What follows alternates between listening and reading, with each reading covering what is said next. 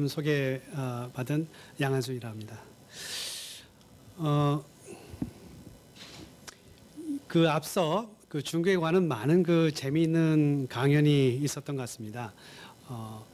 그리고 중국의 그 주요한 정치라든가 뭐 사상, 역사, 경제 이런 부분에 대해서 좋은 강연이 많이 있었는데요. 저는 오늘 그 관광이란 주제로 중국에 대한 이해를 하는 시간을 가져볼까 합니다. 보통 관광이라 하면 이제 좀 가볍고 좀 재미있고 이런 느낌을 주는데요. 그렇지만 또 뒤에 보면은 이제 중국 문화, 국가, 현대성 이런 주제들은 또 무겁습니다. 그래서 우리가 그 쉽게 접할 수 있는 관광이란 그런 소재 이런 분야를 가지고 중국 사회의 어떤 문화적으로 어떤 중요한 그런 지점들을 한번 분석을 해볼까 합니다. 제가 지금부터 한 12년 전에 저는 이제 문화인류학을 전공하면서 중국의 현지 조사를 나가게 됐습니다. 12년 전에 어떤 그 화시촌이라고 하는 오늘 이제 제가 소개를 해드릴 그 마을에 이제 갔는데요. 굉장히 여러모로 흥미로웠습니다. 그 중에 그 하나의 그 현상 중에 하나가 우리는 부자다. 부자 마을이에요. 부자 마을로 유명한 이제 그 곳입니다. 그래서 사람들이 많이 관광을 갑니다. 여기로 이제 이 화시촌을 이제 둘러보느라고. 그러면서 이 화시촌을 보게 되는데 화시촌에서는 우리가 부자다. 이걸 아주 떳떳하게 재미있게 또 굉장히 이제 명시적으로 이렇게 보여줍니다. 그런 과정 속에서 이제 보여주는 이 공연 중에 하나의 장면인데요. 이제 돈을 두고 이제 춤을 추는 거예요. 이제 뭐 제가 돈춤 이렇게 이름을 붙여봤는데, 참 솔직하구나 이 사람들. 이렇게 우리가 부자라는 걸 이렇게 떳떳하게 보이고 자랑스럽게 여기는 것이. 그러면서 이제 여러 생각이 들었습니다. 과연 이러한 모습을 어떻게 이해할 수 있을까? 이거는 하나의 그 정지된 장면이기도 하지만 이 속에는 많은 중국의 역사와 문화와 정치와 이런 것들이 섞여 있지 않을까, 그런 것들을 어떻게 이해할 수 있을까 하는 것이 이제 저의 어떤 연구였는데요. 그 뒤로 이제 뭐 제가 다양한 연구를 해오고 있습니다만은 이 마을에 대해서는 또 계속 애착도 가지고 있고 현재까지 매년 이제 한 번씩 방문해서 여기를 이제 조사하고 있는 이런 지역입니다. 그래서 저한테도 개인적으로도 애착이 많이 있고 또 많은 걸 봤고 그래서 오늘은 이제 이 화시촌을 중심으로 이 중국의 관광 그리고 중국의 현대 사회, 역사, 어떤 문화에 대한 이야기를 해볼까 합니다. 먼저 이제 그 내용의 주요 내용이 이제 우리는 왜 관광을 하는가 하는 약간은 이제 관광의 이론적인 부분을 현대성이라고 하는 것과 연결시켜서 한번 이야기를 드리고요. 그다음에 중국에서의 현대성이라는 것이 이제 어떤 중요성을 갖느냐의 문제, 그리고 현대성이라는 것이 중국의 그 전통 문화인 모범이라고 하는 모범 학습이라고 하는 것과 어떻게 연결되는가, 이 관광이라고 하는 것이 그 말씀을 드리고, 실제 그 관광지에 대한 문제, 특히 이제 사회주의 시대의 관광지는 어땠을까? 그다음에 개혁개방 이후의 관광지는 어떻게 변했을까? 그리고 이제 그런 문제를 통해서 화시촌이라고 하는 이 지역의 관광이라는 것을 같이 이해를 해보려고 합니다. 먼저 이제 우리 이제 한 해를 마감하는 이때가 되면 많은 사람들이 좀 쉬고 싶고 어딘가 좀 떠나고 싶고 여행을 많이 생각하게 됩니다. 그래서 우리가 평소에 떠올리는 한국 사람들이 자주 하는 여행지의 모습들을 제가 한번 가져와 봤는데요. 이 위에 있는 두 가지는 제주도 올레길의 그 모습입니다. 참 가고 싶죠. 또 가신 분들도 많이 있잖아요. 그리고 아래는 좀 이국적인 이런 그 여행지잖아요. 이국적인 맛을 음미하고 싶고 또 이국적인 문화를 또 보고 싶고, 중국과 태국의 모습인데요. 우리들이 한국 사람들이 현재 많이 다니고 있는 그런 관광의 모습이기도 합니다. 그렇다면 관광은 우리들이 현대인들이 왜 관광을 가는 것일까 하는 그 질문이 있습니다.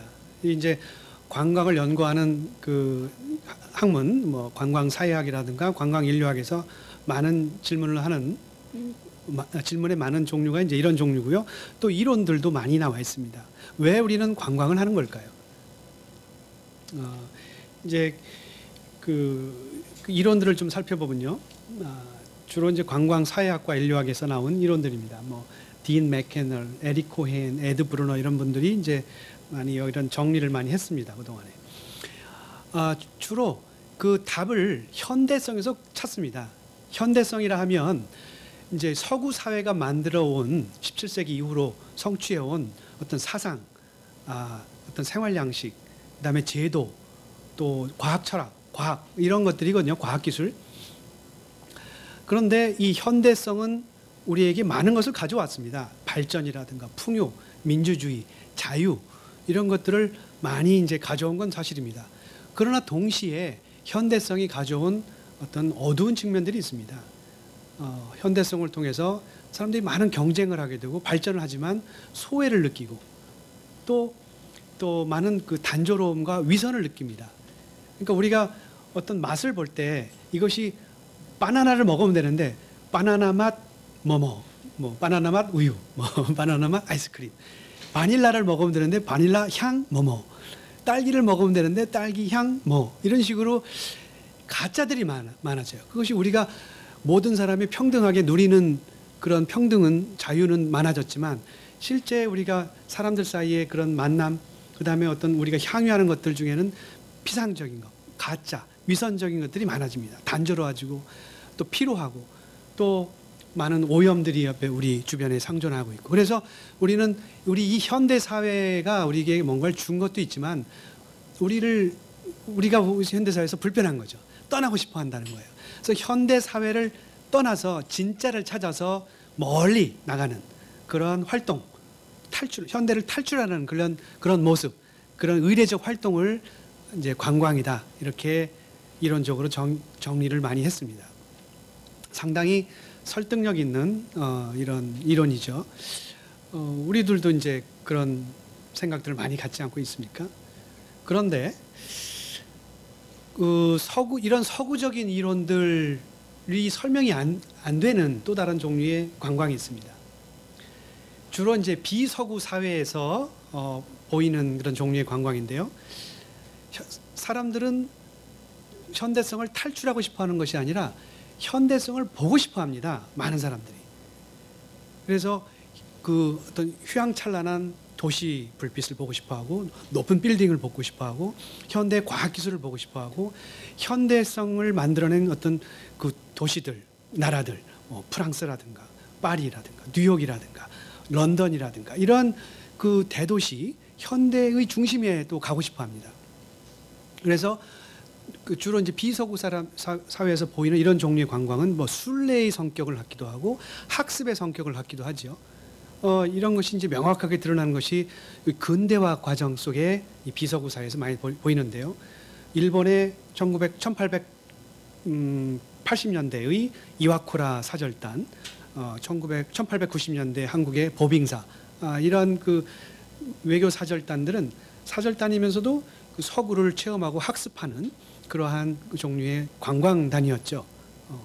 이런 종류의 그 관광이 여전히 우리에게도 있습니다. 뭐 서구에도 있죠, 분명히. 그렇지만 비서구 사람들의 마음속에 여전히 어떤 서구의 근대성을 보고 싶어하는, 또 같은 나라에서도 대도시를 보고 싶어하는 그러한 종류의 욕구와 그런 관광이 많이 있습니다.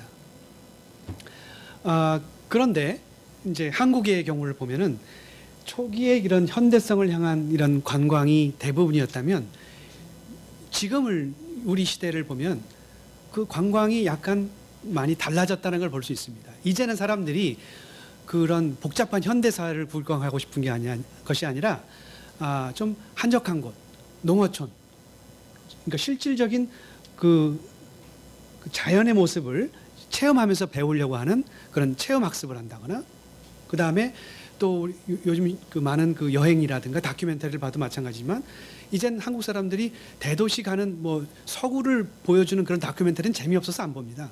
동남아라든가 남아프리카, 뭐 아프리카, 남아메리카, 아프리카, 태평양 군도, 이러한 그 오지, 이러한 사람들이 많이 안 다니는 오지를 찾아다니는 다큐멘터리가 훨씬 더 인기가 있고요. 그런 쪽에 여행을 또 가고 싶어 합니다.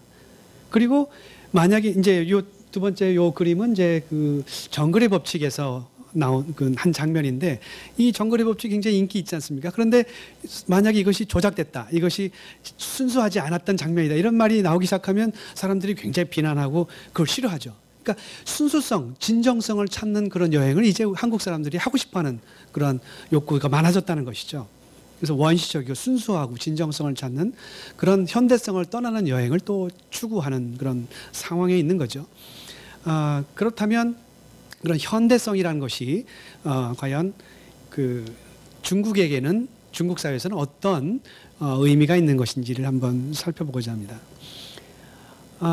현대성, 이제 서구 사회에서 출발하는 이러한 그 가치 또는 질서라고 할 수 있는데, 중국은 우리가 잘 아시다시피 오랫동안 중화라고 하는 그런 그 생각으로 살았지 않습니까? 온 세상의 중심 국가였고 중심 문명이었습니다. 그런데 19세기 와서 아편 전쟁, 청일 전쟁, 중일 전쟁, 이런 전쟁을 겪으면서 중국이 그렇게 위대한 나라가 아니구나, 약한 나라구나라는 것을 뼈저리게 이제 느끼게 됩니다. 그래서 오랑캐라고 생각했던 그 옆에 나라들, 또 일본, 작은 일본이 근대화를 하더니 몇십 년 사이에 중국을 전쟁에서 이기게 됩니다. 그 충격이라는 것은 뭐 말할 수 없게 된 거죠. 중국 사람들이 그런 뼈아픈 경험을 하면서 느끼게 된 건 뭐냐면, 중국 문화로는 이제 안 된다. 우리가 살 길은, 우리가 나갈 길은 현대화밖에 없다. 그런 현대화에 대한 강한 열망을 하게 되는 그런 시기를 맞게 됩니다. 이게 20세기 초에 이러한 그 현대성, 현대화에 대한 열망이 크게 이제 두드러지게 되는 거죠. 그 초기에 나타난 이런 현대화에 대한 열망이 그 문화운동으로서는 우리가 신문화운동이다라고 하는 이름으로 부르는데요. 20세기 초 청나라가 망한 그 후에 1910년대에 이제 크게 등장하는 이런 문화적 운동입니다. 이 문화운동의 그 주요 성격이라고 한다면 이제 반전통주의라고 부르는데요. 중국 전통을 비판하는 거예요. 중국 문화를 가지고는 안 된다는 거죠. 이 시대에는 중국 전통을 가지고 살 수는 없다. 서구에서 등장한 이 현대성을 우리가 새롭게 배워서 우리 것을 만들지 않으면 도저히 이제 살아남을 수가 없다. 이것을 뼈저리게 이제 느끼게 된 거죠. 이것을 이제 부르짖는 그런 새로운 학자들이, 지식인들이 등장하는데요. 대표적인 사람들이 이제 진독수, 이대조, 노신, 호적, 이런 사람들입니다. 진독수, 이대조, 이 두 사람은 이제 중국 공산주의, 공산당을 만든 사람이고요.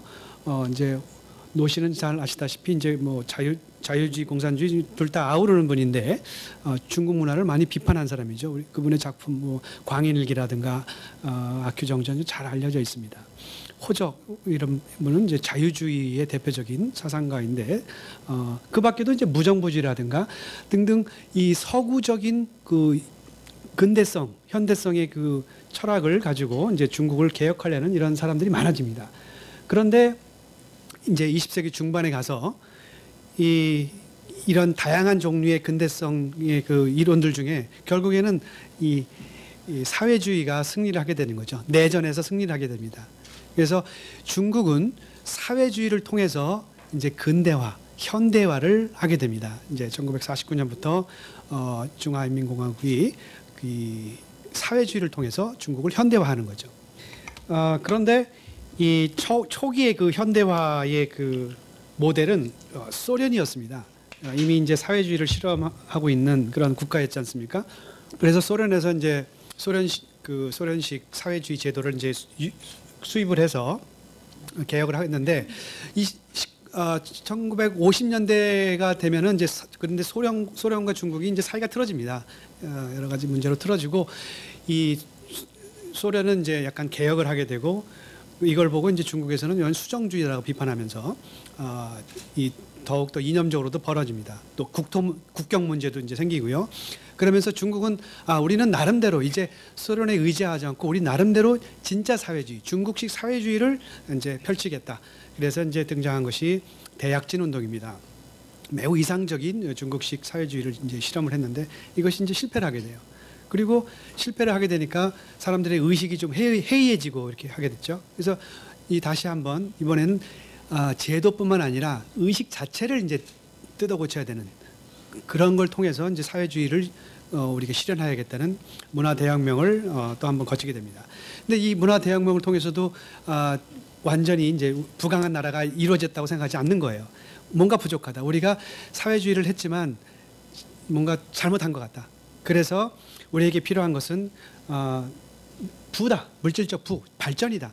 그런 것들을 과학적 발전을 실질적으로 못했기 때문에 이제는 이 자본주의적인 시장 경제지만 이것이 우리에게 도움이 된다면 받아들여야 된다. 그래서 이제 1979년부터 시장 경제를 도입하는 큰 전환을 하게 됩니다. 그래서 이 현대성이라는 이름으로 20세기 지난 100여 년 동안 굉장히 많은 변화를 겪게 되는데요. 처음에는 이제 전통을 거부하는 이런 커다란 전환을 하는데 그 전통에 대한 거부는 사회주의 내내 이제 이루어지게 됩니다. 그리고 사회주의 또 중간에 또 한 번 개혁 개방을 통해서 또 한 번의 커다란 전환을 다시 한번 지금 겪고 있는 거죠. 지금 이 시대에는 다시 이제 전통을 또 되살리기도 하고 이런 큰 전환, 사회주의라는 이름으로 또 다른 전환을 하게 됩니다. 그런데 이제 여기서 이제 제가 이런 걸 보면서 중국 사회가 이렇게 거대한 그 나라가 어떻게 이렇게 극적인 전환을 할 수 있겠을까? 보통 이제 체중이 많이 나가는 사람이 달리기를 할 때 방향을 휙 틀면은 그 관성 때문에 쉽게 틀기도 힘들지 않습니까? 근데 이런 거대한 그 영토, 인구, 역사를 가진 나라가 그렇게 빠른 전환을 할 수 있게 된 것은 무엇일까? 분명히 이런 국가가 제창하는 또는 어떤 사회적 그 주류가 제창하는 그런 것을 빨리 학습하고 배우고 따라주는 사람들이 있기 때문에 그런 문화가 있기 때문에 가능한 것이 아닌가 그런 생각을 하게 됩니다. 그리고 사실은 이런 그 문제가 예전에 이제 그 중국이 이제 개혁 개방을 하면서 경제 성장을 할 때 그 요즘은 많이 얘기를 하지 않습니다만은 뭐 유교 자본주의 이런 말도 썼습니다. 그래서 중국의 유교 문화가 중국의 자본주의 시장 경제를 발전을 시키는데 사실 중국뿐만 아니라 한국도 마찬가지고 아시아의 네 마리 용을 그때 함께 얘기할 때 등장했던 그 용어기도 하지요. 어떤 유교식 어떤 문화가 이 사회가 빨리 다른 그 새로운 사회로 전환하는데 크게 그 문화적으로 기여하지 않는가 하는 그러한 분석들이 있었습니다. 이제 그것과 좀 연결되는 이야기이기도 합니다. 이제 저는 그것을 특정한 이제 관광이란 측면, 그 다음에 모범이란 측면을 중심으로 이제 말씀을 드리려고 하는데요. 이러한 그 국가적 전환 이런 것들이 하나의 학습 활동을 통해서 어떻게 이제 전환되는가 하는 것을 제가 주로 이제 분석을 하려고 합니다. 그러면 이제 아까 이제 관광이란 것을 이론적으로 현대성과 연결시켜서 두 가지 방향이 있다는 그런 말씀을 드렸습니다. 하나는 이것 꼭 현대성만 가지고 이야기할 필요는 없고요. 기본적으로 관광이 갖고 있는 두 가지 측면인데요. 하나는 현실을 벗어나서 권력이 주변부로 나가는 거죠. 기분 전환을 하러. 그러니까 나의 그 현실을 꽉 째고 있는 이 어떤 권력, 질서 이것이 좋기도 하지만 이것은 너무 답답한 거죠. 이것을 벗어나려고 하는 그런 욕구가 하나 있고요. 또 하나는 나의 그 현실을 만들어내는 그런 권력, 질서의 원래의 모습, 진짜 본래의 모습, 그 핵심, 권력의 중심을 보고 싶어하는 그 권력이 매력적이니까 그러한 욕구가 또 동시에 있습니다. 어떤 학습의 욕구가 있어요. 그래서 관광은 하나는 벗어나려고 하는, 여기를 벗어나려고 하는 그런 종류의 관광이 있고 또 하나는 나를 만드는 이 힘을 그 본래의 모습을 보고자 하는 권력을 보고자 하는 그런 학습의 그런 욕구가 이제 두 가지 종류의 그런 관광의 모습이 있는 거죠. 그런데 근데 여기서 이런 질문을 하실 수 있어요. 관광이란 말을 우리가 쓰는데 그럼 옛날에도 관광이란 말을 썼을까? 조선 시대에도 썼을까? 썼습니다. 그럼 그때의 의미는 뭘까? 이제 우리는 지금 우리가 관광이란 말을 쓰는데 이제 놀러 나가는 거 그런 것도 관광이라고 불렀을까? 그렇지 않았습니다. 옛날에 이제 그런 종류의 그 놀이 이런 것은 유람이라고 불렀습니다. 유람. 근데 관광은 뭐냐면요. 특히 이제 조선 시대라든가 고려 시대에는 중국에 가서 앞선 문물을 보고 배우고 오는 것 이것을 관광이라고 불렀어요. 유학 갔다 오는 거 중국에 이것도 관광이에요. 그리고 사신들이 중국에 한번 갔다 오는 것도 관광이라고 불렀습니다. 사실은 이 관광이라는 말은 주나라 시대 나오는데요. 주나라 시대에 그 외부에서 이제 손님이 이제 주나라 황실로 이제 오면은 주나라의 발전된 문물을 보여주는 거 이걸 또 관광이라고 불렀어요. 그러니까 빛을 본다는 거죠. 앞선 문명을 보고 배우는 것을 관광이라고 한 거죠. 그래서 이런 그 학습으로서의 관광의 모습을 사실은 옛날에 그 이 관광의 원래의 뜻인 거죠. 그러면 이것은 그 우리는 지금 관광이라 부르지만 옛날에는 그 이렇게 대중관광 이런 건 아니었겠죠. 그것의 본래 모습은 무엇이었을까? 그것이 제가 말씀드리는 모범에 대한 학습이라고 할 수 있습니다. 마치 그 새의 날개와 인간의 팔은 겉으로 볼 때는 서로 다른 종류의 것이지만 해부학적으로는 거의 같은 것 아니겠습니까? 현대의 이런 학습으로서의 관광과 과거의 모범학습이라고 하는 어떤 중국식 전통은 사실은 어떤 해부학적으로 이론적으로 보면은 매우 유사한 것을 발견할 수 있습니다. 이제 그 얘기를 좀 말씀드릴게요. 그런데 이제 그런 그 모범학습의 그 고대 사회의 모범학습 문제와 이것이 사회주의 시대는 어떤 식으로 변형됐는지의 문제를 말씀드리고 그것이 어떻게 관광으로 이어지는가 하는 그런 말씀으로 이제 나머지 강연이 이제 진행이 될 겁니다. 먼저 이제 모범학습이라고 하는 것이 무엇인가? 이제 이 용어는 참 생소합니다. 뭐 제가 이제 붙여본 건데요. 그런데 이 문화에 대해서는 우리들이 잘 알고 있습니다. 한국에도 많이 있거든요. 이런 것들이. 그 중국에 보면은 이상적인 인간형을 이제 부르는 말들이 많이 있습니다. 여러 이제 고전에 보면 성인이다, 군자다 이런 말이 많이 나오지 않습니까? 이것을 이제 우리가 모범이라고 이런 말로 일반적으로 이렇게 불러보는 겁니다. 그리고 이런 그 문화가 곳곳에서 이제 발견이 됩니다. 예를 들면 시경에서 이런 말이 있습니다. 주나라의 성왕은 부친인 무왕을 모범으로 삼아 공부했다. 이렇게 모범 삼아 무엇을 보고 배우는 거죠. 모범 상대 어떤 특정한 인물이라든가 존재를 보고 그 다음에 도덕경에 보면 또 이런 말이 나옵니다. 성인은 도를 지킴으로써 천하의 모범이 된다. 그러니까 이 모범의 문제는 그 유교의만의 문제는 아닌 거죠. 중국의 기본적인 문화라고 할 수 있어요. 이제 도교도 있고 이 시경이라고 하는 주나라 시대의 그런 그 문화에도 나타나는 거죠. 그리고 또 유교식에 또 물론 이제 유교가 이제 그걸 또 잘 보여주는데요.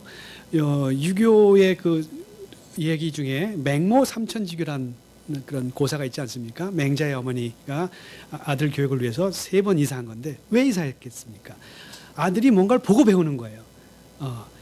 그 시장에 갔더니 이제 상인들을 보고 배우고 이 서당 옆에 가니까 이제 학자들을 보고 배우고 이렇게 보고 배우는 그런 것이 굉장히 학습에 중요하다라는 것을 이제 문화적으로 인식하고 이거를 응용하는 거죠. 사회 속에서. 그런 문화가 중국에는 무지 많습니다. 그렇기 때문에 이것과 연결된 어휘 또한 많습니다. 이 모범과 관련된 어휘를 제가 뽑아봤는데요.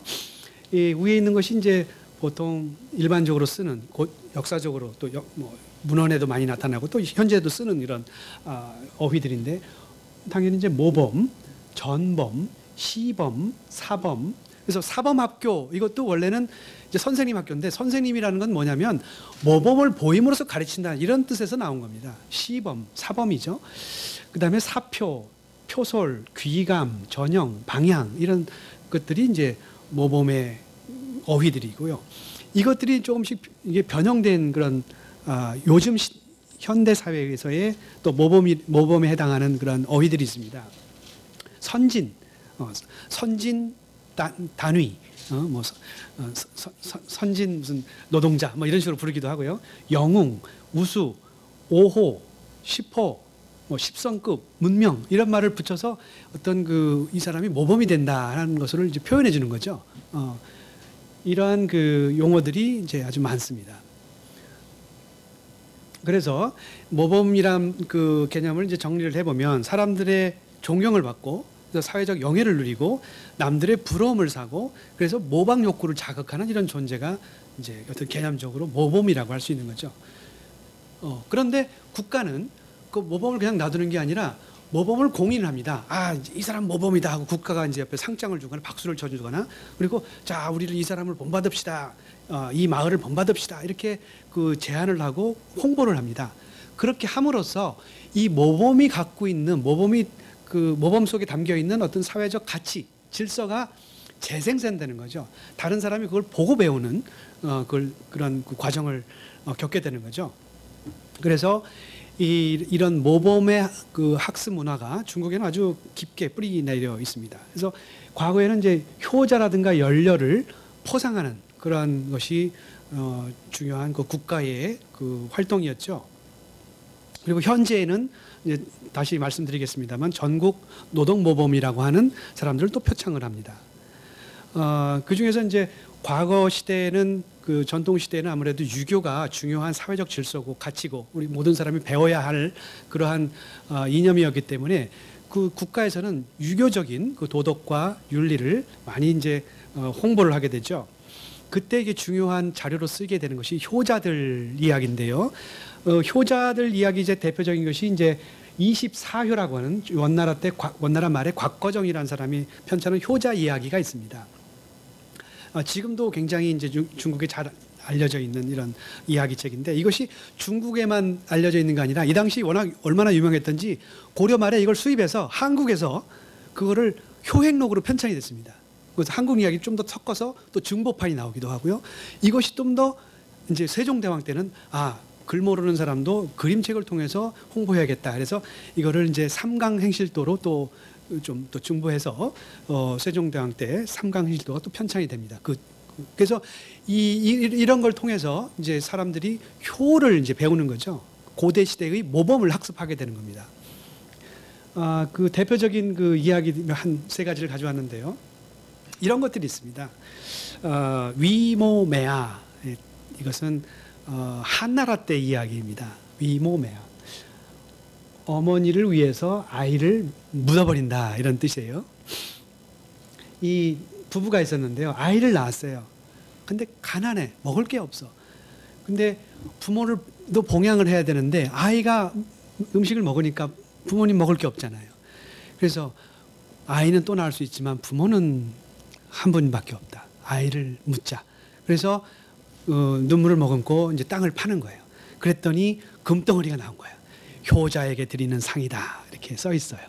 그래서 이제 하늘이 이제 상을 줬다 이런 거죠. 우리 뭐 많이 알고 있습니다. 또 자문포열이라고 하는 그런 또 고사가 있는데요. 이거는 진나라 때 이야기인데요. 이 효자예요. 효자가 이 여름에 아버지가 이제 여름에 이제 평상에 누워서 잠을 이제 주무시는데 모기가 와서 막 이렇게 귀찮게 하는 거예요. 그 아버지를 그 모기를 잡아주면 뭐 아버지 또 깨잖아요. 그래서 자기가 우통벌 딱 벗고 옆에 나를 물어라 하고 있는 거예요. 그래서 아버지는 편안하게 주무셨다는 얘기.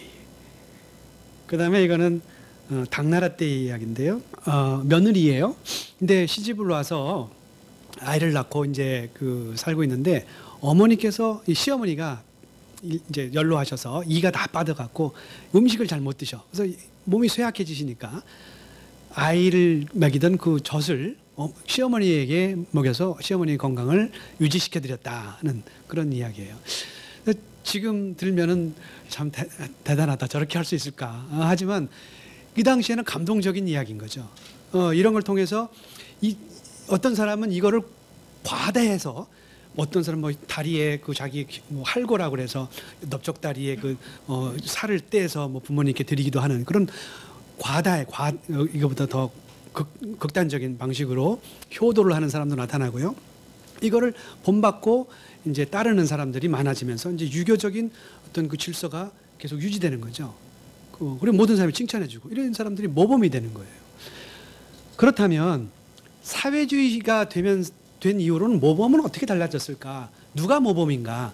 이제 지금 이제 말씀드리는 그런 대상들, 소개해드린 분들이 주로 사회주의 모범에 대한 이야기예요. 오늘 이제 저희 강연 속에 사회주의 모범은 주로 자세히 좀 더 말씀드리겠지만 일반적으로 살펴보면은 자급자족인적인 집체, 그러니까 사회주의를 실현하려면 사람은 이타적인 사람이 되어야 되거든요.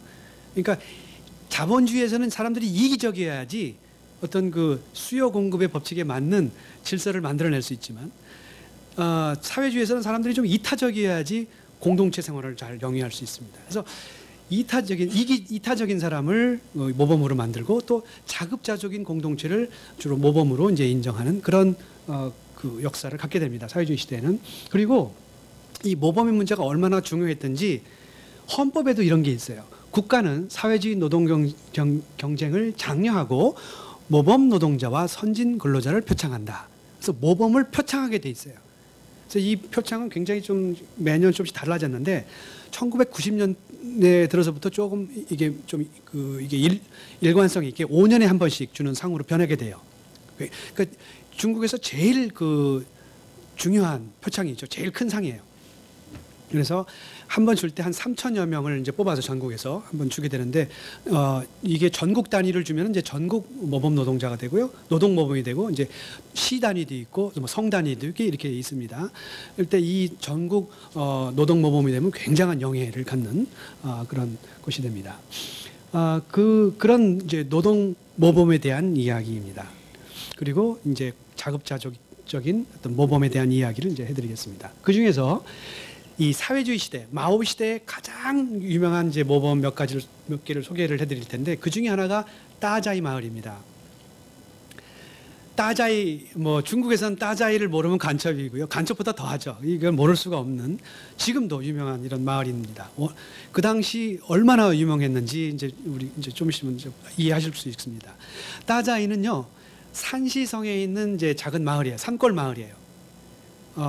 그런데 이 먹고 사는 문제가 중요하지 않습니까? 근데 산골에서 이제 식량 자급자족이 상당히 어렵습니다. 그런데 여기서는 그것을 이뤄냈어요. 어떻게 해서 이뤄냈냐면 이 산을 개간하는 거예요. 농지로 개간하는 거죠. 그 마을 사람들이 기계도 없는데 육체 노동을 통해서 이걸 개간해서 그 식량을 자급자족했던 그런 마을이에요. 이것이 알려지면서 이제 마오 주석이 농업은 우리 저 중국의 모든 농업은 농촌은 따자이를 배우자 하는 그 구호를 만들어져요. 그래서 이제 곳곳에서 따자이 학습 운동이 벌어지고요. 이 따자이를 배우려고 70년대 말까지 온 사방에서 이 따자이 마을로 순례를 옵니다. 견학을 옵니다. 한 1,000만 명, 그 당시에 그 교통도 불편하고 한데 1,000만 명이나 되는 많은 그 중국인들이 여기를 방문했고요. 외국에서도 이제 손님이 오면은 따자이 마을을 이제 소개해 주는 거예요. 그래서 25,000명이나 되는 많은 그 외국 그 사절단 손님들이 여기를 방문했어요. 그 당시 그 사용했던 그 포스터예요. 그냥 좀 환하고 화사하게 파라다이스를 그린 거라고 할 수 있죠. 이제 중국식 그 당시 사회주의 파라다이스죠. 꽃도 피고 산골이지만 이렇게 계단식 논을 만들어서 이 식량 정산을 했던 그런 지역, 그런 그 촌인 거예요. 아름다운 그런 전경이고요. 그것을 이뤄낸 이 따자이의 촌서기가 천연꼬이라는 사람이에요. 이 사람인데요. 이 사람은 산골 그 서기인지라 우리가 예상할 수 있듯이 자기 이름 간신히 쓸 줄 알 정도의 문맹이에요. 근데 이 사람이 이 따자의 그 모범이 얼마나 유명했던지 계속 명성이 커져서 부총리가 돼요. 그 정도로 중요한 마을이었어요. 그러니까 이 따자이에 의지하면서 중국 사회 농촌 사회가 변하는 거죠. 이것이 없다면은 그 수많은 농촌들이 변할 수 없는 거예요. 제가 앞으로 소개해드린 많은 마을들이 다 따자이를 그 당시 견학을 왔던 마을이에요. 따자이 몇 번 왔는지도 몰라요.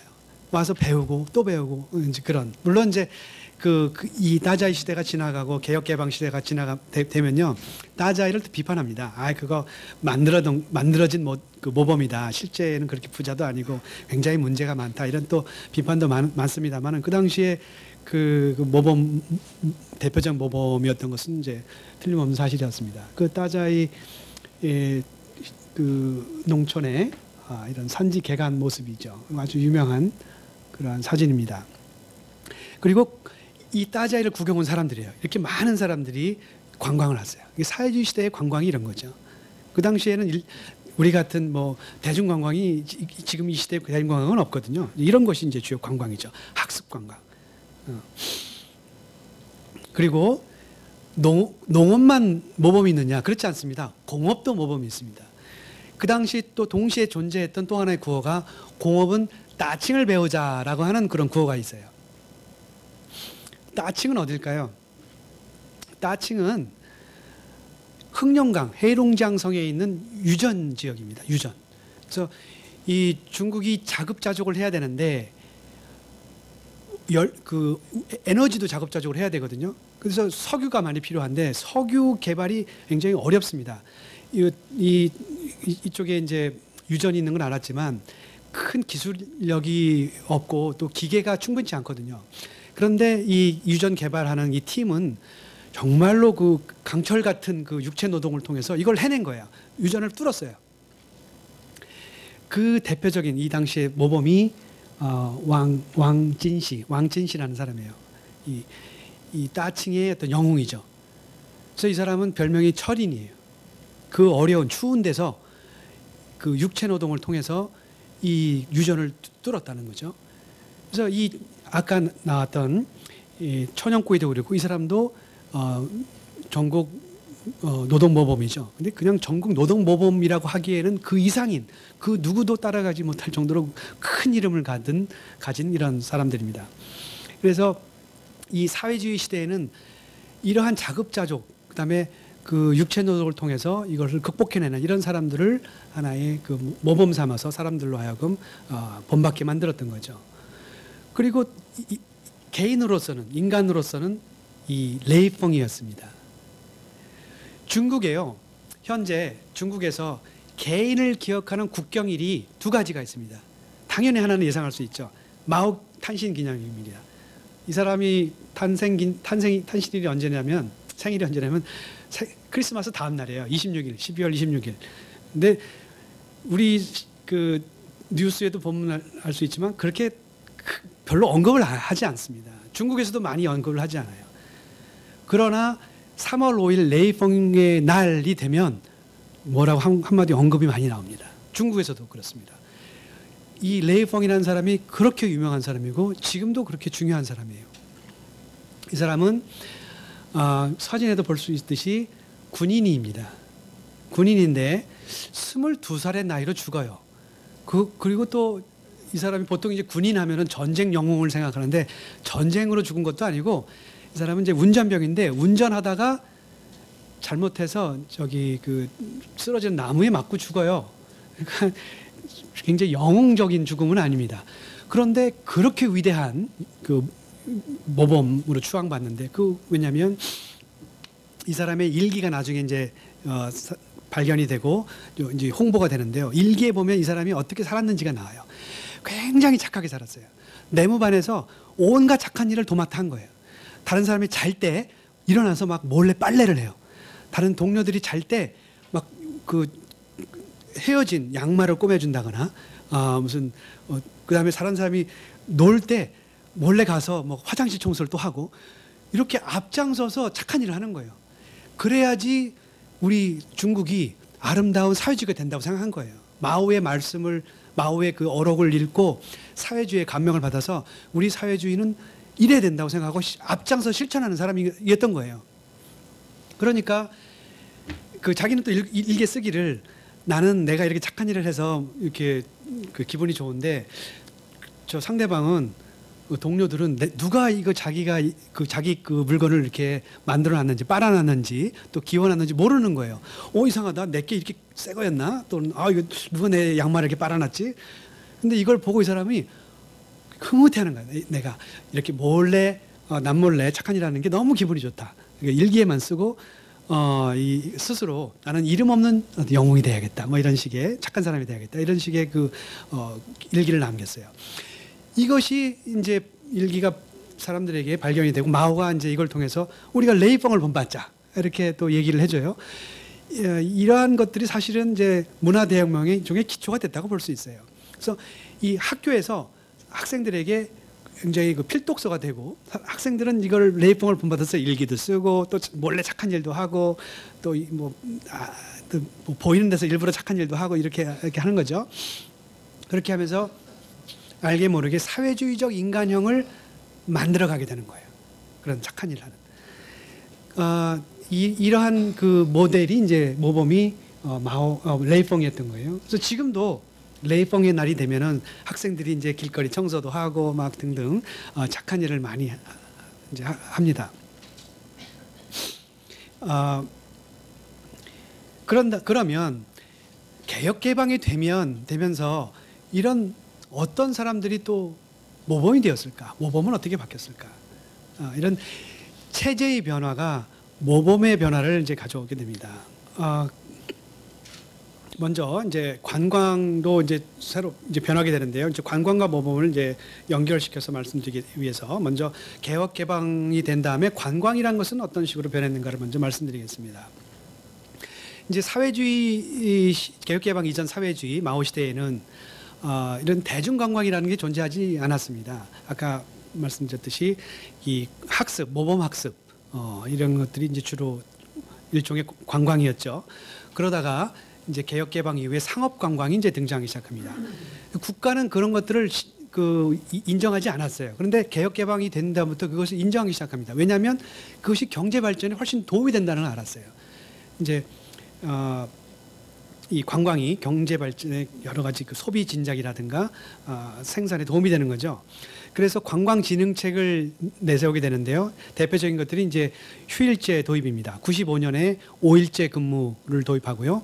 99년에 황금주 휴가 기간을 도입합니다. 그래서 춘절, 노동절, 국경절은 뭐 거의 일주일씩 쉴 수 있는 그런 제도를 마련하게 돼요.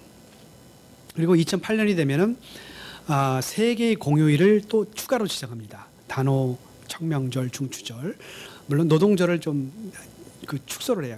기간을 휴일 기간 축소를 하지만 뭐 전체적으로는 이제 휴일이 늘어나는 그런 결과를 갖게 되죠. 그래서 이렇게 많은 휴가를 지정함으로써 이제 이 관광을 진작시키는 그런데 이 관광이 이제 진행이 되는데 개혁 개방 직후에 주요 관광이라는 것은 주로 대도시로 하는 관광입니다. 시골로 안 갑니다. 주로 발전한 지역, 소위 말하는 부유한 지역, 공업한 지역 이런 쪽으로 사람들이 이제 관광을 가게 되는 거죠. 그러면서 그런 그 사람들의 사람들에게 주는 매력을 주는 그 대상들이 변하면서 모범도 변하게 됩니다. 이 국가가 주는 그 노동 모범의 표창, 이제 예전에는 사회주의적 그런 가치를 가진 사람들이 받는데 지금은 이제 주로 누가 받느냐면 시장 경제에서 성공한 사람들이 이런 노동 모범의 표창을 많이 받습니다. 이게 논란이기도 해요. 한편으로는. 그래서 기업가들이 이제 이런 노동 모범의 표창을 받는데요. 잠시 후에 말씀드릴 뭐 대구장 촌석인 위주오민, 화시촌 촌석인 우런바오 그 아들 우시에은 이런 사람들, 또 농구 선수 야오밍 이렇게 유명한 사람, 시장 경제에서 성공한 사람들이 이제 모범의 그 호칭을 받습니다. 그리고 이 단위로는 선진 단위, 문명 단위, 시범지 이런 그 이름을 부여하는데요. 이것도 마찬가지로 잘 사는 곳, 공업화된 곳, 발전한 곳 이런 곳을 이런 그 영예를 이제 수여하는 거죠. 그리고 아예 국가에서는 203곳의 농업관광 시범지, 103곳의 공업관광 시범지를 지정해서 이를 가서 배워라. 이제 새로운 공업의 모델이고 새로운 농업의 모델이 이제 등장한 거죠. 그 중에 이제 몇 가지 보면 농업관광 시범지 중에는 화시촌, 북경의 한춘허, 허난의 난제촌, 절강의 통토촌 이런 게 있고요. 공업관광으로는 이제 북경 연경 맥주, 뭐 우시의 하이란 지투안, 청도 맥주, 청도의 하이얼 기업 이런 기업들이 이제 대표적인 그 모범이죠. 그리고 이런 모범들에들은 사람들이 이제 많이 관광을 오니까 아예 자체 여행사를 또 갖고 있어요. 통토춘을 제가 가봤는데 이렇게 국가에서 준 국가 여러 중앙정부 말고도 각각 그 시 단위, 성 단위의 그 어떤 표창이죠. 이걸 걸어놨습니다. 선진 어떤 집체라든가 뭐 절강성에 준 애국주의 뭐 교육 기지라든가 등등. 그래서 이런 많은 여러분들도 이제 어느 이제 중국의 그 관광지 가셔서 유심히 보시면 이렇게 많은 그 영예 표창이 이제 걸려 있는 걸 볼 수 있습니다. 이 통토추는 이제 녹색 관광의 기지예요. 그래서 이제 이런 녹색의 그 환경을 볼 수 있고요. 제가 이제 말씀드릴 화시초는 여기 있습니다. 강소성의 그 남부 상해에서 멀지 않은 이쪽에 장강 근처에 있는 이쪽 마을입니다. 그런데 이제 이 마을이 이제 부유한 마을인데 이 마을을 말씀드리기 전에 북경 옆에 천진이 있는데요. 천진에 있는 대구장을 먼저 말씀드리겠습니다. 잠시 말씀드리면요. 처음에 이제 이 화시촌이 중국의 유명한 모범이 되기 전에 모델이 되기 전에 그 전에 또 유명한 마을이 천진의 대구장이었습니다. 80년대에 제일 유명한 마을이 이제 천진의 대구장인데요. 대구장의 모습인데 지금 보면은 이거 뭐 별거 아니겠다 이렇게 했는데 그 당시에는 80년대에는 굉장한 그 정도의 그 부를 축적한 그 유명한 마을이에요. 그 마을 서기가 윗소민이라는 사람인데요. 이 개혁개방 직후에 여러 그 철강 제품들을 막 생산해서 돈을 떼돈 번 거예요. 그러니까 개혁개방을 하니까 또 물자들이 부족하거든요. 뭐 건설도 해야 되고 뭐도 해야 되고 하는데 그것을 미리 이 사람이 이제 시작을 한 거죠. 그래서 굉장히 많은 수요가 있어가지고 떼돈을 벌게 된 거예요. 처음에는 이 사람도 아까 말씀드렸던 이 따자이 이런데 많이 가서 이제 배우고 그랬거든요. 근데 농업을 배워서는 이제 부자가 못 되는 거예요. 그래서 공업을 시작했더니 부자가 된 거죠.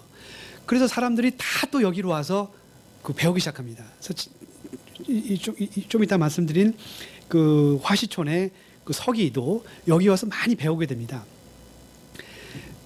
이 사람이 이제 그 90년대 초가 되면요 연봉이 한국 돈으로 지금 돈으로 한 1억 2천 정도 돼요.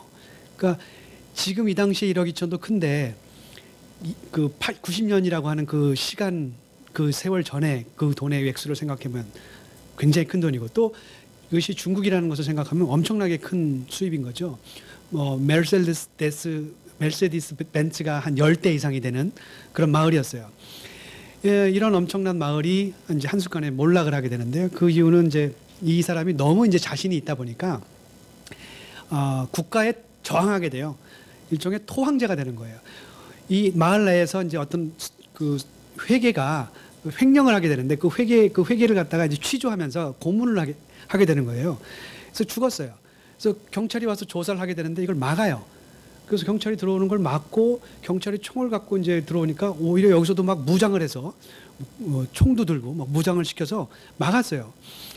그러니까 이 사람은 이 안에서 거의 봉건 영주가 된 거예요. 그 정도로 이제 물론 이제 정치력도 많이 커졌고요.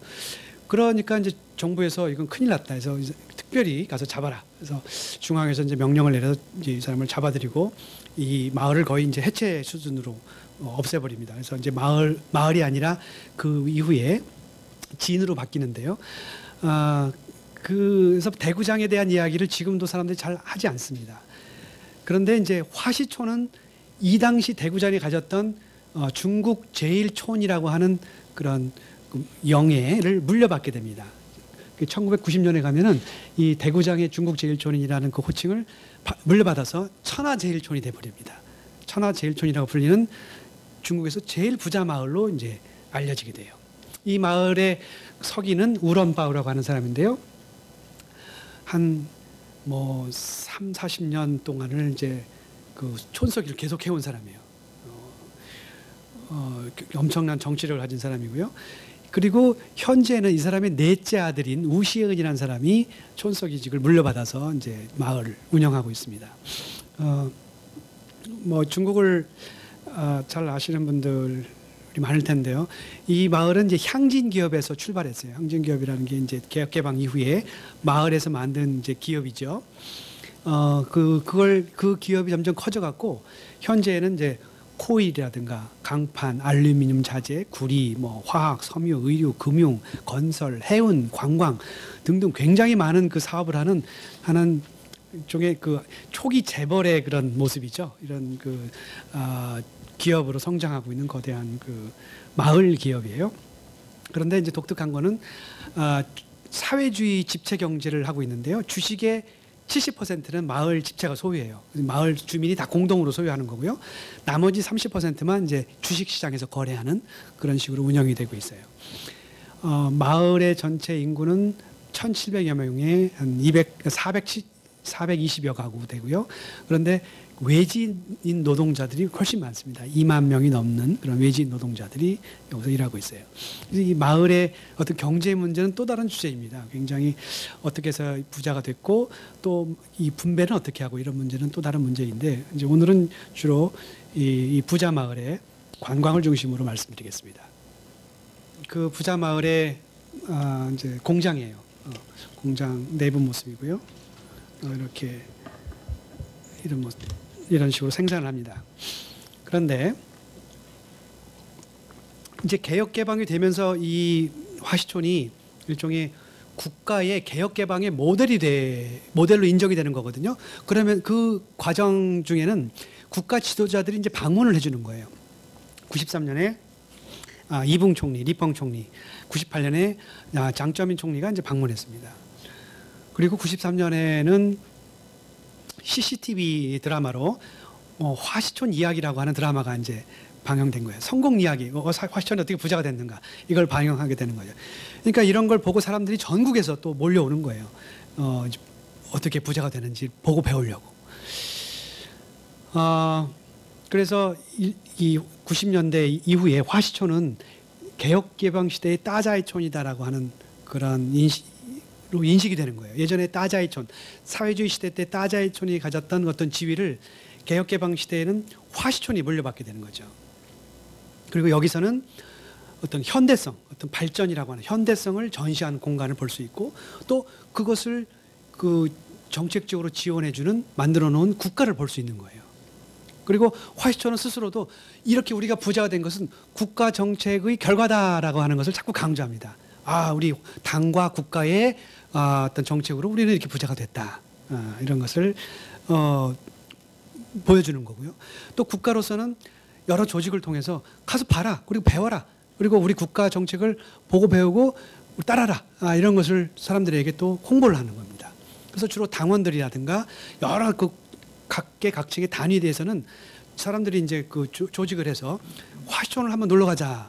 화시촌만 가는 게 아니라 주변에 이제 뭐 도시도 보고 등등 이렇게 여러 가지 관광 노선이 있지 않습니까? 그럼 그 중에 하나가 이제 화시촌인 거죠.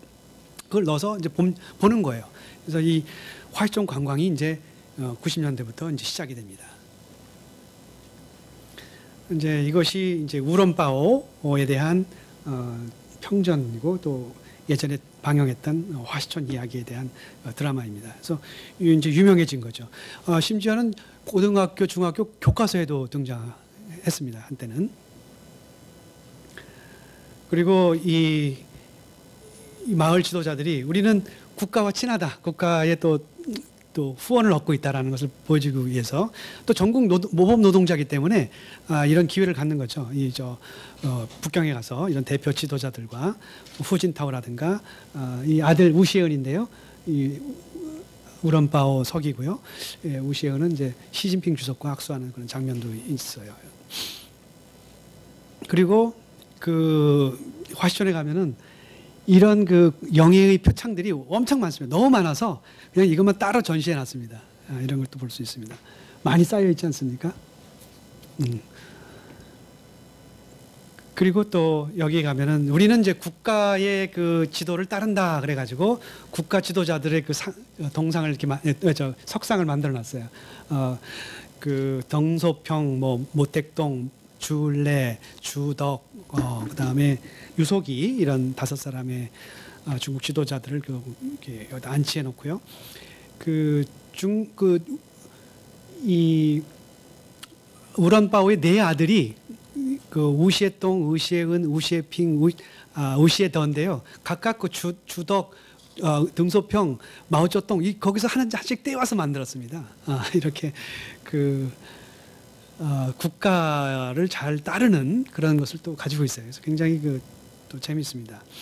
그러면 화시촌 관광은 어떤가? 이제 본격적으로 이제 화시촌 관광을 이제 함께 할 텐데요. 화시촌 관광의 그 기본 테마는 부입니다. 물질적 부. 물질적 부라는 것이 그러면 지금까지 말씀드렸던 현대성이라든가 이런 것과 어떻게 연결되는지 그걸 한번 살펴보겠습니다.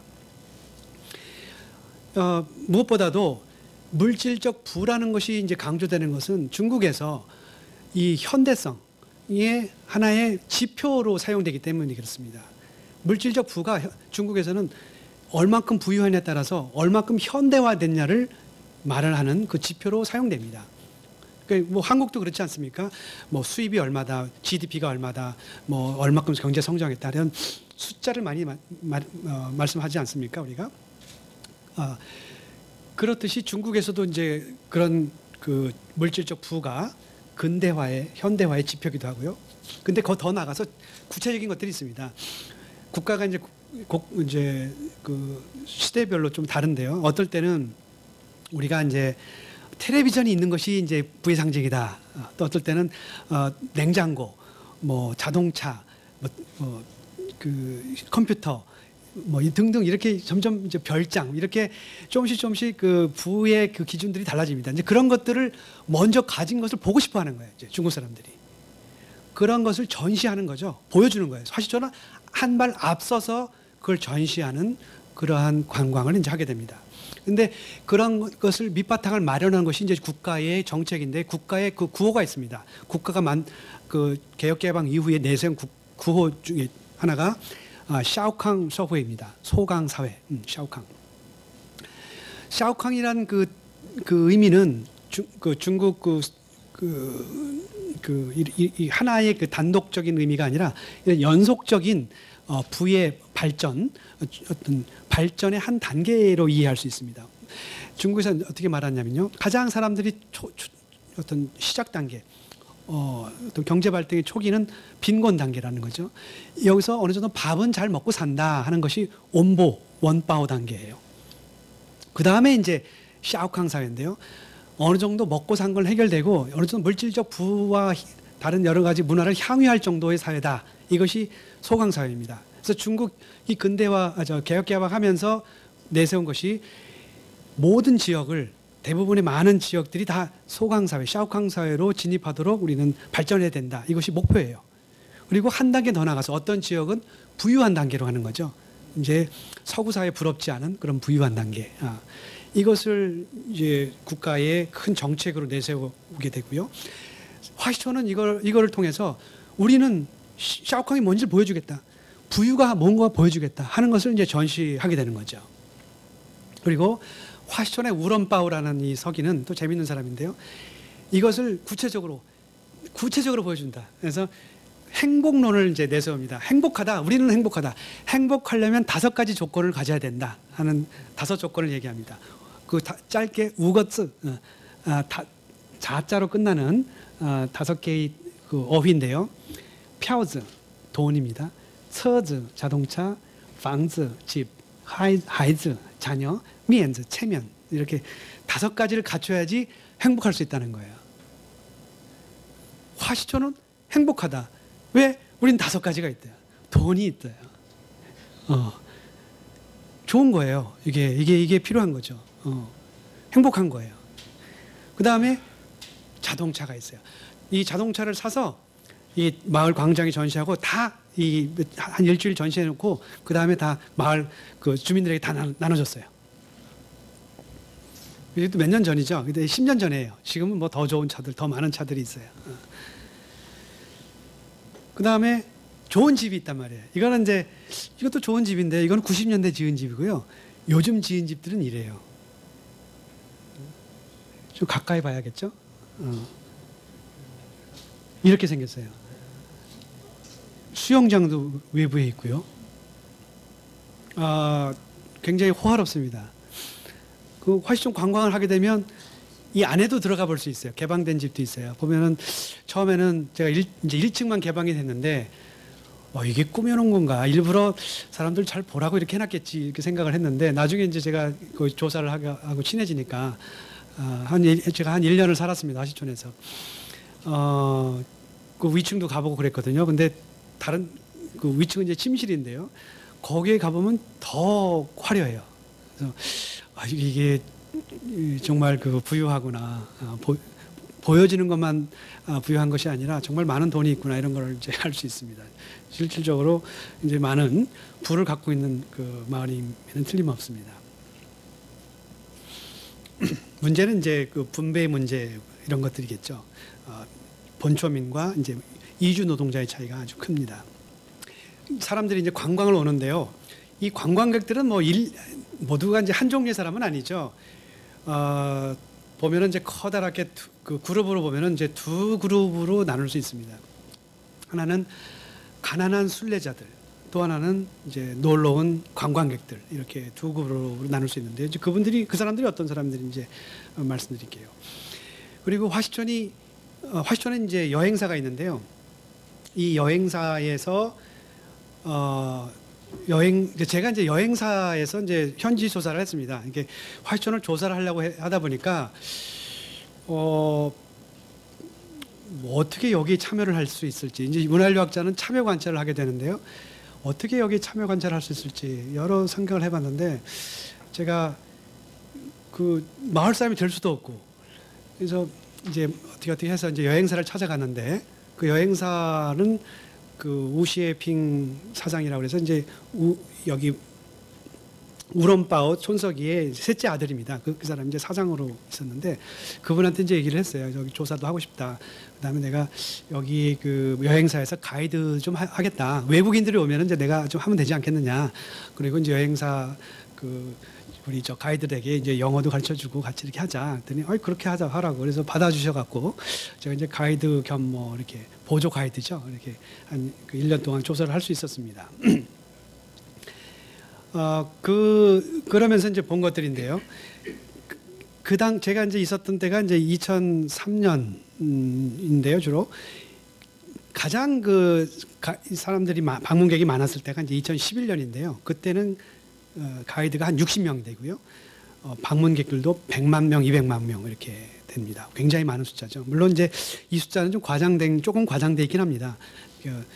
근데 이제 실질적으로 이제 우리 가이드한테 이제 물어보니까 좀 과장됐더라도 최소한 100만은 넘을 거다. 가장 많을 때는 그 정도로 이제 많은 사람들이 구경을 왔던 거죠. 그런데요, 크게 보면 두 종류의 이제 관광객들인데 첫 번째 관광객들은 정말 화시촌을 배우려 온 사람들이에요. 배우러 온 그룹인 거죠. 근데 중국에는 이런 표현을 씁니다. 치우징이라고 경전을 구한다. 이게 어디서 나온 말이냐면 그 현장법사의 그 이야기에서 나온 겁니다. 그 인도에 불경을 구하러 가는 거죠. 뭔가 해답을 찾으러 그 순례를 가는 거죠. 그걸 치우징이라고 하는데 이런 사람들이 그 어떤 가난한 사람들, 화시촌을 배우고자 하는 사람들이 바로 이런 사람들인 거죠. 화시촌에 와서 뭔가 배우고자, 진지하게 배우고자 하는 사람들이 있습니다. 많은 사람들, 실제 우리 여기 화시촌 가이드들의 그 인상에 의하면 보통 이제 느낌 여러 가지 그런 거에 의하면 한 3분의 2 정도는 이런 경전을 구하러 온 가난한 순례자들이고요. 3분의 1 정도는 놀러 온 관광객 이런 쪽이었습니다. 이제 2000년대 중반에. 근데 점점 이제 놀러 온 관광객들이 많아지고요. 이제 가난한 순례자들이 적어지고 있는 그런 추세인 거죠. 그래서 이 사람들은 이거 화시촌을 보고 정말 어떻게 해서 이렇게 부자가 될 수 있는가. 그리고 외국인들이 화시촌을 본다면 우리를 깔보지 못할 것이다. 그래서 화시촌을 통해서 중국의 현대화, 현대성 이것을 자부심을 확인하는 그런 사람들도 있고요. 또 어떤 사람들은 아주 가난한 그 촌 간부인데요. 화시촌에 3일 동안 머물면서 그냥 아주 세밀하게 하나하나를 적고 그거를 연구하고 한 사람도 있었어요. 나중에 우런바오 서기가 그 사람을 알게 돼갖고 이런 분도 계시다고 하면서 그 사람을 뭐 다 그 비용을 다시 되돌려주고 차비도 줘갖고 이렇게 되돌아갈 수 있게 해주고 이런 적도 있는데요. 뭐 예를 들면 제가 이제 바쁠 때는 제가 가이드를 한다고 나서서 이제 소개를 해주면 제가 이제 가이드가 좀 어설프지 않습니까? 그러면 이 사람들이 좀 섭섭해요. 좀 제대로 좀 해달라고.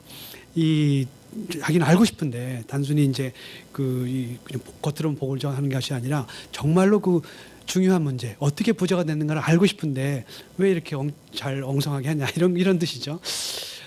그 정도로 이제 진지한 관광객들이 이제 있습니다. 그리고 또 일부의 관광객들은 그냥 놀러 온 사람들이에요. 주로 대도시에서 이제 이 부가 뭔지를 아는 사람들이죠. 뭐 화시촌의 부가 대단하지만 뭐 우리 동네 가면 더 큰 것도 있어. 뭐 빌딩도 있어. 뭐 이런 걸 가지고 있는 사람들이에요. 그 대신 여기 오면서 아직도 호기심을 가진 사람들이 있습니다. 이게 여기는 아직도 집채를 하네. 사회주의 집채는 그 옛날 거 아닌가? 개혁 개방했으면 없어져야 되는 거 아닌가? 그리고 우런바오 이 사람은 아직도 좀 독재를 한다는데 그 다음에 자기 아들에게 뭘 물려준다는데 이런 건 좀 봉건적이 아닌가? 이런 마을은 어떻게 생겼나? 이렇게 좀 호기심 또는 비판적으로 보려는 그냥 가볍게 보려는 사람들 이런 사람들이 또 있습니다. 이런 사람들은 뭐 진지하거나 또 배우려고 하지 않고 오히려 이제 놀러 온 사람들이라면 이제 또 일본의 사람들은 배우려는 그런 사람들인 거죠. 이렇게 많은 그 관광객들이 옵니다. 단체 관광객들이 많죠. 학생들이 온다거나 뭐 당원들이 온다거나 뭐 어떤 회사에서 같이 온다거나 뭐 개인들도 물론 옵니다만 단체 관광객들이 많습니다. 그리고 이제 이분들은 신장에서 온 사람들인데요. 유심히 곳곳을 이제 화시촌에 전시된 것들을 이제 많이 봤습니다. 그리고 화시촌을 떠나서 또 주변에 다른 또 기업들이 있거든요. 거기도 또 관광 시찰 가는 거죠. 가서 이제 이쪽 동부 연해지도의 발전 모습을 이제 자신의 고향에 가서 소개를 해주겠다는 그런 말을 하더라고요. 그 화시촌에 그 전시된 그 장면 중에 이런 것도 있습니다. 지금은 이제 없어졌는데 제가 조사할 당시에 옛날 10년 전에 보면은 이런 것도 있습니다. 각각 개인 그 가정을 다 사진을 찍어서 걸어놨어요, 벽에다가. 그리고 이 가정에서 가지고 있는 그 물건들을 다 이제 목록들을 적어놨어요. 통장에는 얼마가 있는지, 통장에는 얼마가 있고, 옷은 어떤 게 있고, 자전거는 자동차가 있고, 뭐 전화기도 있고, 뭐 냉장고도 있고, 뭐 세탁기도 있고, 이런 것들이 집이 어떤 게 있고, 이런 것들을 다 이제 전시해놨어요. 우리 각 가정들은 이렇게 부자다.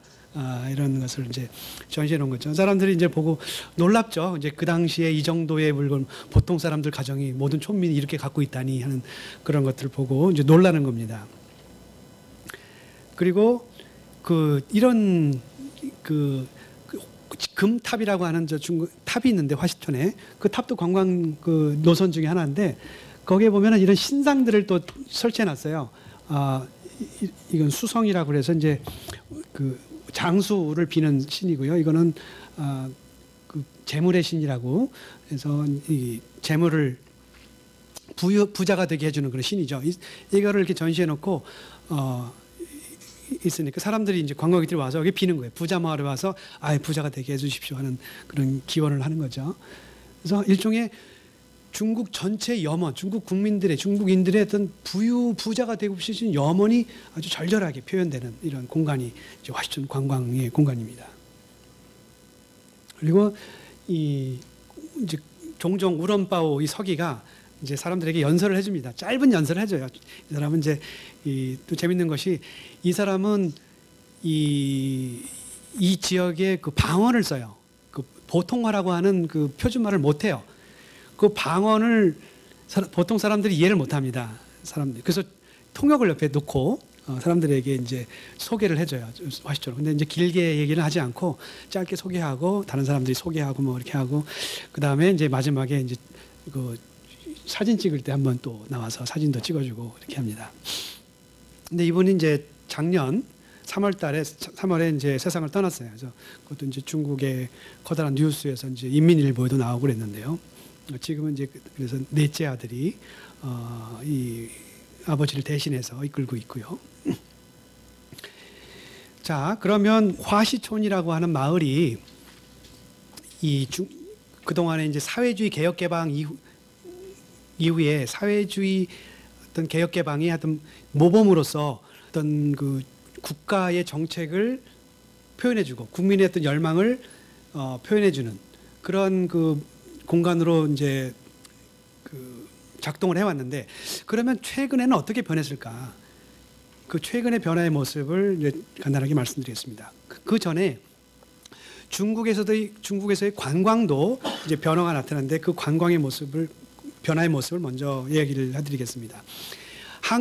그 앞서 한국에서도 관광의 그 모습이 좀 변했다는 걸 말씀드렸습니다. 예전에는 이제 현대성을 찾아가는 관광이었다면 지금은 현대성을 떠나는 관광이 많아졌다 이런 말씀을 드렸는데요. 중국에도 이제 그런 모습들이 이제 등장합니다. 중국의 관광은 점점 더 상업화되고요. 그 국가를 의식하기보다는 이제 시장과 관광객의 눈을 더 의식하는 쪽으로 변해갑니다. 그리고 관광지에서 국가가 점점 후퇴를 하게 돼요. 그러니까 국가가 관광지에 더 개입을 많이 하지 않게 되는 거죠. 그리고 단체 관광이 이제 감소를 하고 또 대신 개인 관광이 이제 증가하게 됩니다. 이것은 이제 중산층이 증가하고 또 맞물리는데요. 중국에서 요즘에 엄청나게 이제 중산층이 증가하다 보니까 개인적으로 이제 자가용도 가진 사람이 많고 그래서 이제 휴일이 되면 가족들 데리고 이제 마음대로 여기저기 관광을 다니는 이런 사람들이 이제 많아지는 거예요. 그리고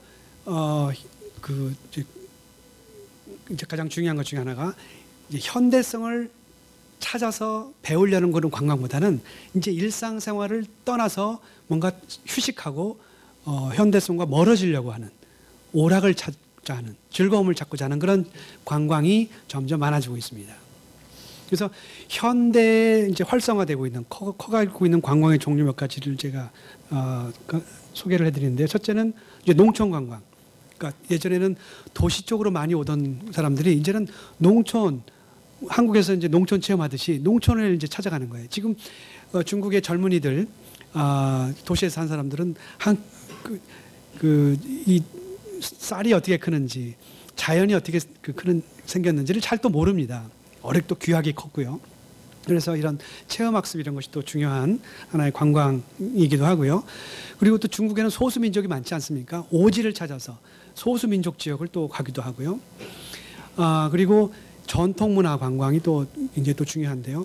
예전에는 이제 그 많이 파괴하고 거들떠보지 않았던 전통문화를 새롭게 이제 부활시키고 그걸 이제 찾아갑니다. 근데 전통 문화에서도 보면은 등급이 있는데요. 가장 중요한 등급을 이 사람들이 어떻게 생각하냐면 유네스코에 등재된 걸 가장 중요하게 생각하고요. 그다음에 국가 등재, 뭐 성급 등재, 시급 등재 이렇게 얘기를 합니다. 그래서 유네스코에 자신들이 가장 중요한 것들 이런 것은 유네스코에 신청해서 등재를 시키고 유네스코급이다, 세계급이다 이렇게 얘기하는 거죠. 이게 중국인들의 요즘에 어떤 그 세계 의식을 볼 수 있는데요. 이제는 중국이라는 국가 스스로에서 만족하고 중국 내에서 우리가 이제 최고야 1등이면 여기서 만족하는 것이 아니라 세계인의 인정을 받으려고 하는 세계의 어떤 전체의 경쟁 속에서 1등을 하려고 하는 그런 속성들을 이제 점점 많이 갖고 있는 거예요. 그리고 이제 향수 관광이 또 등장하는데요. 홍색 관광이라는 종류의 관광이 또 있습니다. 이것은 이 마오 시대 사회주의죠. 공산주의 시대의 어떤 그 정신, 공산주의, 사회주의 정신을 다시 한번 그 향수를 통해서 느껴보는. 그래서 옛날 옷 입고 옛날 그 인민복 이런 거 입고 뭐 이런 것들을 즐기는 그런 관광이 또 생깁니다. 뭐 예를 들면 아까 따자의 말도 개혁 개방 이후에는 거의 사람들이 거들떠보지 않다가 다시 요즘에 뭐 홍색 관광이다 그래서 옛날 그 당시에 그 따자의 추억을 되살리는 그런 걸 또 많이 사람들이 합니다. 그리고 이제 자연을 찾아서 사막, 초원, 고산 지역으로 이제 또 관광을 떠나기도 하고요. 이런 속에서 이제 화시촌의 관광은 또 어떤 변화를 겪냐면요. 이 예전에는 이제 국가와 이 상업성을 동시에 의식했다면 지금은 국가를 의식하기보다는 상업적인 측면들을 더 많이 의식하는. 그러니까 화시촌 관광이 독특했던 것 중에 하나는 부자가 돼서 자기들이 부자가 돼서 관광이 생긴 거거든요. 보통 관광이라고 하면은 관광을 통해서 경제적 이익을 추구하는, 관광을 통해서 이제 수입을 얻는 이런 관광지들이 많습니다. 근데 화시촌 같은 경우에는 관광 이외에 다른 것 때문에 부자가 돼서 그것 때문에 관광이라고 하는 새로운 관광 수익이 생긴 이런 것이었거든요. 근데 지금 와서는 관광 자체를 하나의 큰 수익으로 보는 거예요. 많은 관광객을 유치하고 싶어 하는 그런 쪽으로 이제 상업적인 측면이 더 강해지게 됩니다. 그리고 그러기 위해서 이제 부를 전시하는데요. 이제는 그냥 부를 전시해서는 안 돼요. 아주 놀랄 만한 부를 전시해야지 그거를 사람들을 끌어올 수 있어요. 그러니까 우리는 이 화시촌은 부를 전시하는 그런 관광지인데 웬만한 부 가지고는 이제는 안 되는 거죠. 그래서 아주 놀랄 만한 부를 전시하는 방향을 이제 모습을 볼 수 있습니다. 그 중에 몇 가지를 보면요. 천하 제일종이라고 하는 커다란 종을 이제 설치했어요.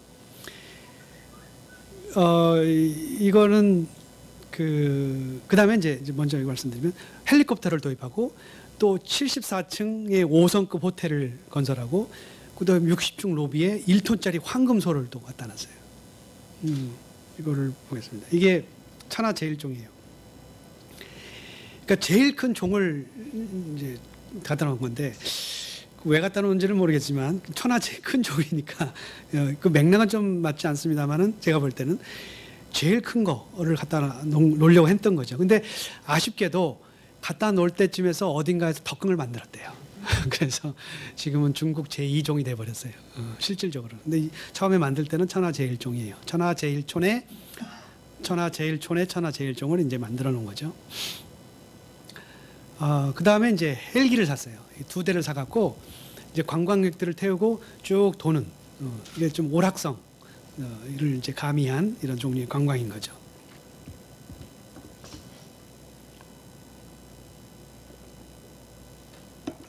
그 다음에 74층짜리 호텔 빌딩을 졌어요.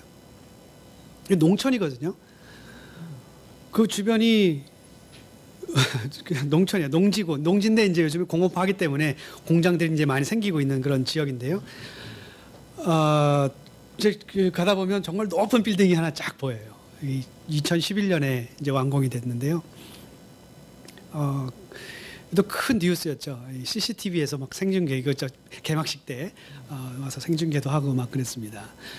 이 빌딩에 이 층마다 이제 각 주제가 있어요. 이 층마다 주제가 있어갖고 여러 가지를 볼 수 있는데 60층에 보면은 60층에 여긴가요? 이게 있어요. 황금소가 있어요. 1톤짜리 황금으로 만든 소가 있어요. 사람들이 한때는 이제 만져보게도 돼 있었는데 지금 이번 여름에 보니까 이제 만질 수는 없게 돼 있더라고. 근데 엄청나죠. 이걸 보고 사람들이 이제 그냥 부가 아니구나, 그냥 엄청난 부구나 이런 걸 또 느낄 수 있는 이런 걸 이제 전시합니다. 그래서 사람들에게 이제는 좀 눈을 즐겁게 해주는 이런 관광으로 이제 변하고 있는 거예요. 그래서 이 전체적으로 보면은 국가의 공간에서 이제 시장의 공간으로 이제 변해가는 걸 볼 수 있습니다. 그래서 국가가 후퇴하고 상업성이 증가하는데요. 국가 자체도 후퇴하는 걸 볼 수 있는데요.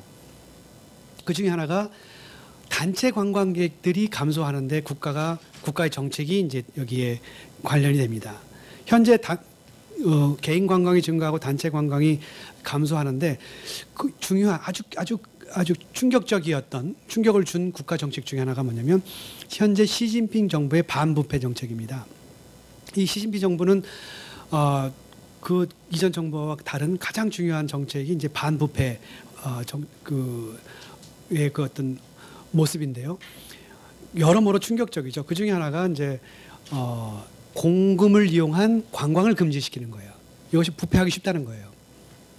그래서 예전에는 중국은 공금을 통해서 관광을 가는 게 많습니다. 이제 예를 들면 이제 공산당 같은 경우는 공산당이 당비를 내거든요. 그 당비를 이제 모아놨다가 가끔 가다 그걸 가지고 이제 여행을 또 가요. 뭐 연수다 이런 이름으로 여행도 가고 뭐 한국도 뭐 그런 프로그램이 가끔 있지 않습니까? 근데 그런 것들은 이제 다 금지시켰어요. 그래서 단체 관광객들이 쫙 떨어져 가지고 2011년 올해 가 보니까 그 관광객이 그 2011년 대비 14년의 경우에 70%가 감소했대요. 그리고 많은 그 주변에 그 화시촌 말고도 그 시의 그 많은 그 여행사들이 다 도산을 했대요. 3분의 1, 3분의 2가 도산을 했다고 그러더라고요. 그만큼 커다란 충격을 주었어요. 그리고 가이드들도 이제 절반으로 줄고요. 이렇게 그 국가가 이제 이런 데 이제 덜 개입하는 거죠. 관광이란 데에 또 덜 개입하고 국가는 이제 시장에 많은 것을 맡기는 방식으로 이제 방향이 전환이 됩니다. 그래서 이 전체적인 그 지금 말씀드렸던 것을 이제 다시 한번 상기해 보자면 저는 이제 관광이라고 하는 그런 주제를 통해서 이 화시촌을 이해해 보려고 했는데 이 화시촌의 관광은 겉으로 볼 때는 관광이기도 하지만 사실은 이것을 이해하기 위해서는 중국의 모범이라고 하는 그런 그 어떤 전통 문화 이것을 이해하지 않으면 이 중국의 관광을 제대로 이해할 수 없다는 걸 이제 알게 된 겁니다. 그래서 그것들을 중국의 전통 문화 그리고 이 문화가 사회주의 시대는 어떤 식으로 또 변형됐고 이것이 자본주의 시대에 어떻게 연결이 됐고 그리고 연결됐지만 현재 와서는 또 현대성을 어느 정도 이룬 이런 상태에서는 어떤 식으로 다시 전환이 되는 거고 있는 것인가를 이제 살펴본 건데요. 이것이 이제 그 저의 그 전체적인 그 강연의 주요 내용이었습니다. 그래서 결과적으로 제가 이제 생각해 본 것이 관광이란 이제 무엇인가라는 그런 질문이기도 합니다. 그리고 또 중국은 어디로 가느냐 이런 건데요.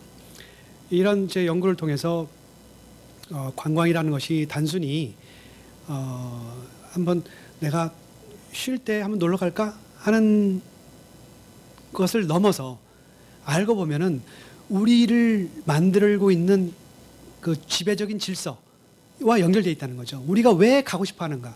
우리가 뭘 보고 싶어 하는가? 그 의미는 어디에서 나오냐면 우리를 둘러싼 그 문화, 지배적인 어떤 문화, 이것이 무엇이냐와 직접적인 연결이 있다는 거죠. 그래서 관광이라는 것이 이것을 떠나게 만들거나 이것을 보게 만들거나 하는 측면인데요. 그 보게 만드는 것은 중국에서는 그 당시는 관광이라고 불리지 그 당시는 이제 관광이라는 이름으로부터 불렸죠, 사실은. 근데 모범학습이라고 하는 그런 그 종류의 문화와 연결이 됐고 그 연결된 것이 사회주의의 어떤 제도, 어떤 모범 노동자의 그 생산이라든가 인정, 뭐 표창 이런 것과 연결되면서 사회주의를 만드는데 큰 어떤